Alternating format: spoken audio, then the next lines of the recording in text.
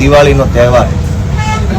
આ દિવાળીના દિવસે અત્યંત દુર્ભાગ્ય સાથે કહેવું પડે કે અમે બધા આટલી વિશાળ સંખ્યામાં દિવાળી ઉજવતા હોવા જોઈતા હતા, ઉત્સાહ મનાવતા હોવા જોઈતા હતા, પરિવાર સાથે ખુશ થતા હોવા જોઈતા હતા, પરંતુ આટલા બધા માણસો પોતાના પરિવારને છોડીને આ બોટાદની અદાલતના ડેલે ઊભા છે.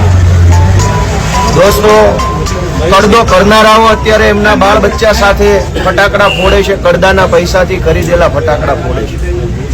કડદો કરાવનારાઓ કડદાના પૈસાથી મીઠાઈ ખાય છે અને કડદાનો વિરોધ કરનારા નિર્દોષ ખેડૂતો અત્યારે જેલમાં જાય છે આ દિવાળીના દિવસે. એટલે કેટલી ક્રૂર અને કેટલી ગંભીર ખરાબ બાબત ગણાય ભાઈ કે ગુજરાતના તમામ દારૂ વેચનારા બુટલેગરો ખુશી ખુશીથી એના પરિવાર સાથે દિવાળી મનાવી રહ્યા છે અત્યારે, અને હર્ષ સંઘવીનો આભાર માની રહ્યા છે બુટલેગરોને ખુશીથી દિવાળી મનાવવા દેવા બદલ. ગુજરાત આખામાં ડ્રગ્સ વેચનારાઓ પોતાના બાળ બચ્ચા સાથે અત્યારે દિવાળી મનાવી રહ્યા છે. આજે આ દિવાળીનો દિવસ છે. ગુજરાતના વ્યાજ માફિયાઓ હિંચકે હિંચકતા પરિવાર સાથે તહેવાર મનાવી રહ્યા છે. રોડ રસ્તાના નબળા કામો કરી કટકી કરનારા ટેન્ડર માફિયાઓ પોતાના પરિવાર સાથે ખુશી ખુશી બેઠા છે.